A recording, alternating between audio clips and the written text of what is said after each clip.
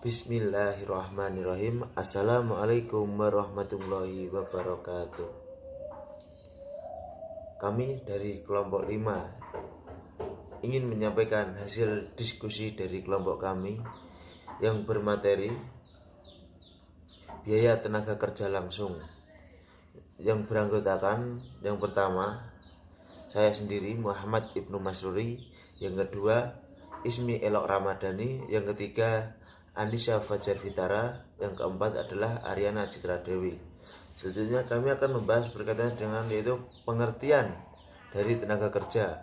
Pengertian dari tenaga kerja adalah upah tunjangan asuransi yang dibayarkan kepada pegawai yang terlibat langsung dalam jalannya proses produksi barang.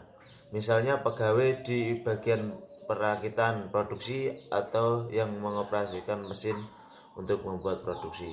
Itu sebagian dari pengertian dari biaya tenaga kerja langsung. Yang selanjutnya adalah manfaat menyusun anggaran biaya tenaga kerja langsung. Yang pertama adalah penggunaan tenaga kerja yang lebih efisien karena rencana yang matang. Yang kedua, harga pokok produksi tidak bisa dihitung secara cepat. Yang ketiga, pengeluaran tenaga kerja lebih efisien. Yang keempat, dapat dipakai sebagai alat pengawasan. Nah, selanjutnya adalah perhitungan biaya kerja tenaga langsung.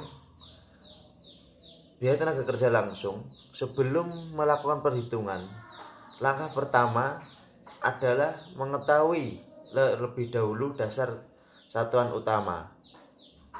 Untuk menghitung, pada umumnya satuan yang sering digunakan adalah menggunakan satuan jam buruh langsung.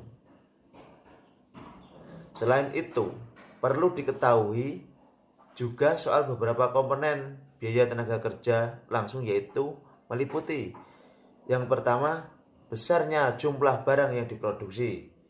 Jadi harus mengetahui jumlah banyaknya barang. Yang kedua, beberapa besar jam buruh langsung yang dibutuhkan untuk mengerjakan barang per unit. Jadi harus mengetahui dalam satu barang itu butuh mengerjakan berapa jam waktunya. Yang ketiga, besarnya tingkat upah rata-rata per jam buruh langsung.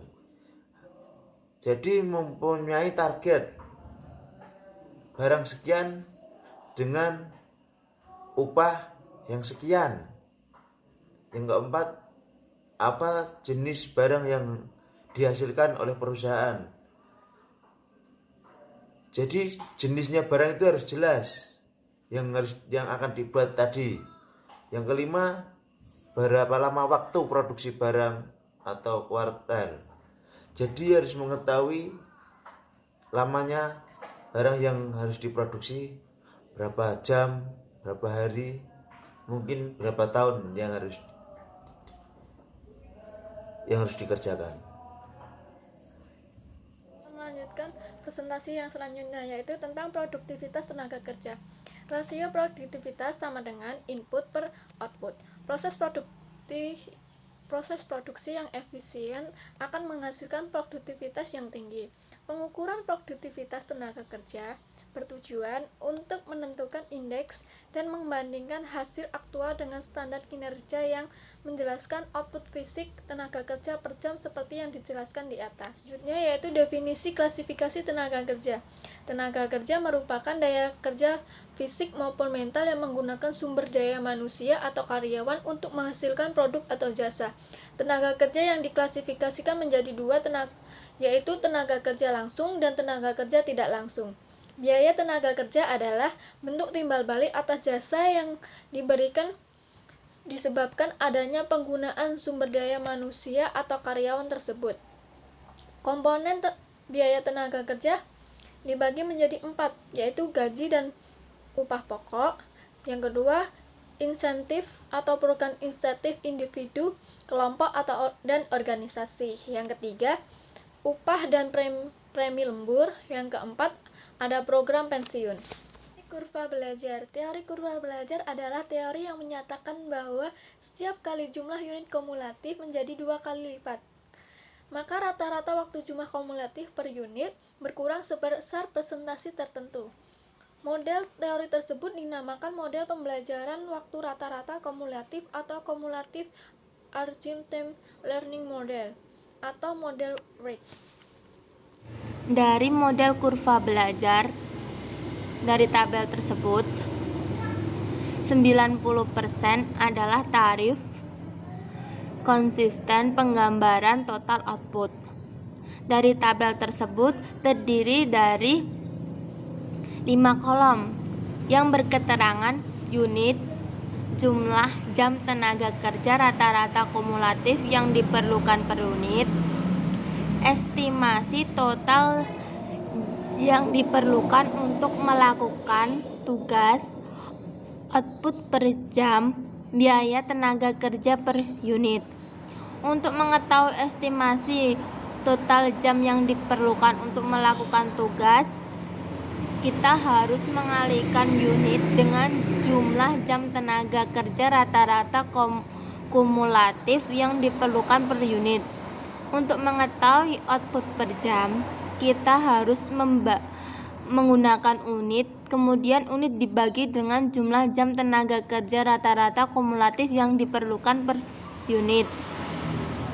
Untuk mengetahui biaya tenaga kerja per unit, maka kita menggunakan estimasi total jam yang diperlukan untuk melakukan tugas tersebut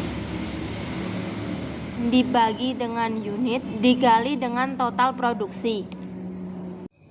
Sistem akuntansi tenaga kerja terdiri dari Departemen Personalia. Fungsi utamanya menyediakan tenaga kerja yang memenuhi kualifikasi yang diminta dari departemen lain sesuai dengan peraturan perusahaan. Ruang lingkup yaitu perekrutan, pendidikan dan pelatihan, promosi mutasi deposisi, K3, studi gerak dan waktu, hubungan industrial serta pemberhentian kerja.